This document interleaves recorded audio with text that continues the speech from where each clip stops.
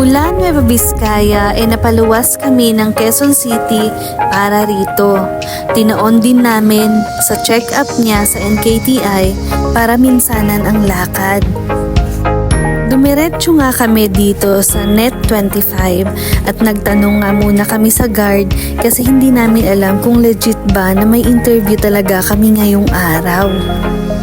Pero nung nabanggit nga namin yung pangalan ng kausap namin, hala, legit nga, kilala po nila si Madam. Mga ilang minuto nga bumaba na si Ma'am para salubungin kami at i-guide na din papunta sa studio. Dito nga nagkukwentuhan kami ni Ma'am dahil muntik na din pala siyang maging donor. Nakaschedule na daw sila pero nagkaroon ng problema yung recipient niya kaya hindi natuloy. At ang nakakalungkot, hindi natuloy yung transplant nila dahil hindi na kinaya ng recipient at bumigay na. Grabe talaga yung sakit na to, no? Hindi mo talaga alam kung hanggang kailan ka sa mundo.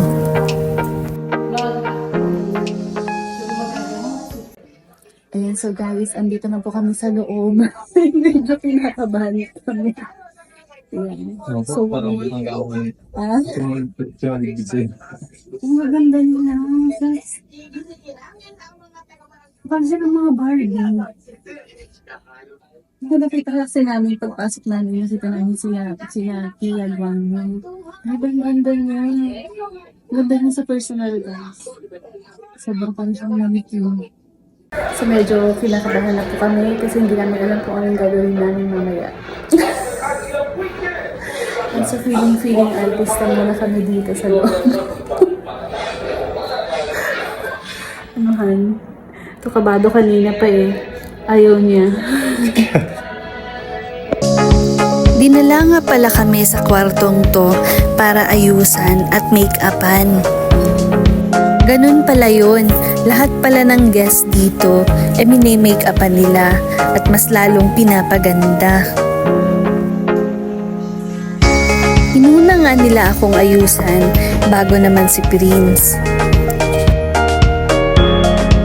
Parteng to nga kinakabahan na kami dahil alam namin na pagkatapos kaming ayusan, alam na namin yung kasunod na interview na.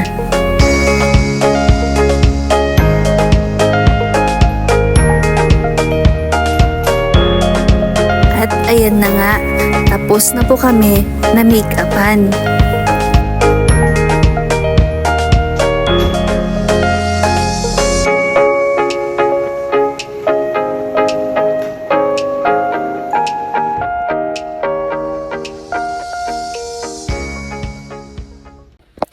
Ayan, so tapos na po kami ma-make-upan.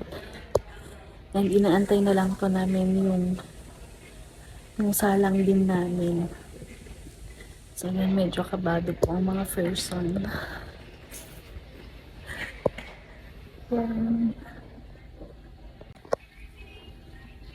And sana masagot namin yung mga ng maayos yung mga tanong nila.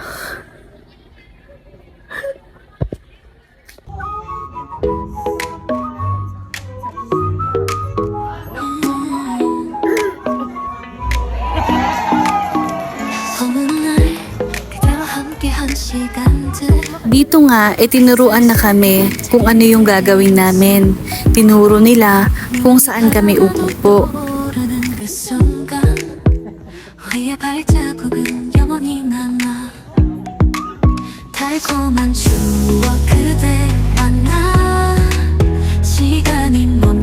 Ayan, at kinabit na din po yung mga lapel namin.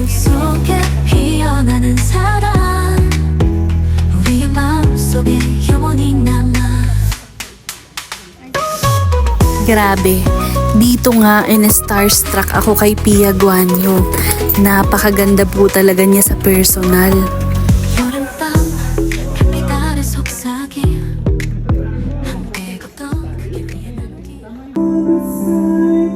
Maya-maya nga nagsimula na.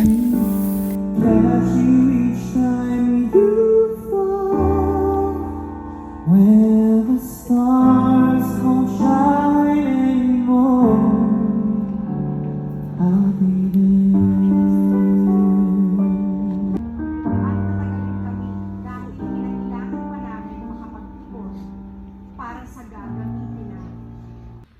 Hindi pa nga kami nasasalang, ito at naiiyak na ako.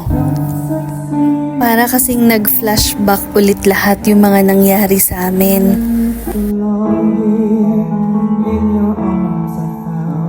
At mga ilang minuto pa nga lang, ito na at sinalang na po kami.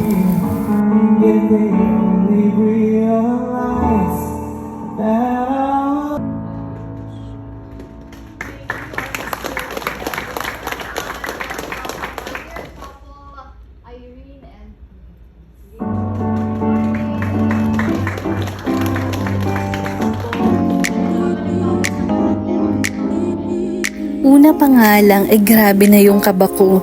Hindi ko alam kung paano ko sila sasagutin. Kaya dinaan ko na lang din talaga sa pagtawa-tawa at saka pagngiti. Pero deep inside, nanginginig na ako niyan. Ganun po pala talaga yung pakiramdam. Kakaiba siya. Pero habang tumatagal yung kwentuhan, medyo nawawala na po yung kaba naming mag-asawa dito.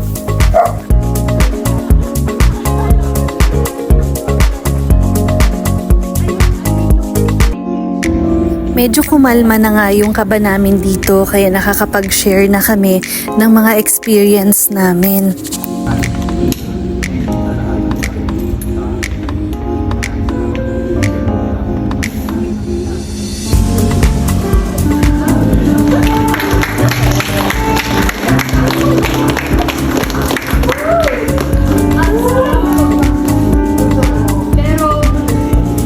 Pagkatapos nga ng kwentuhan namin, hindi namin in-expect itong regalong to mula sa kanila.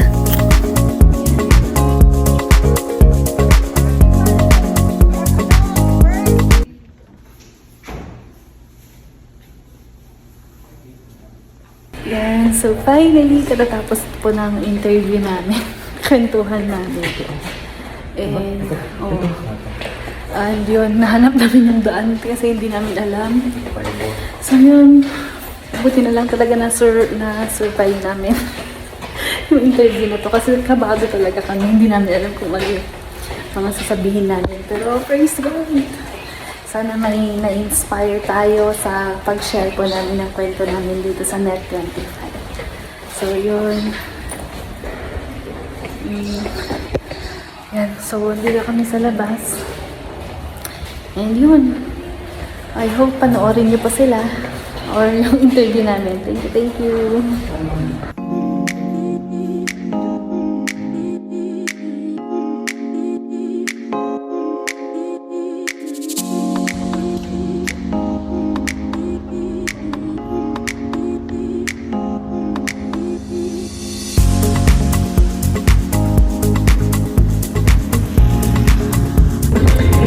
So finally, success!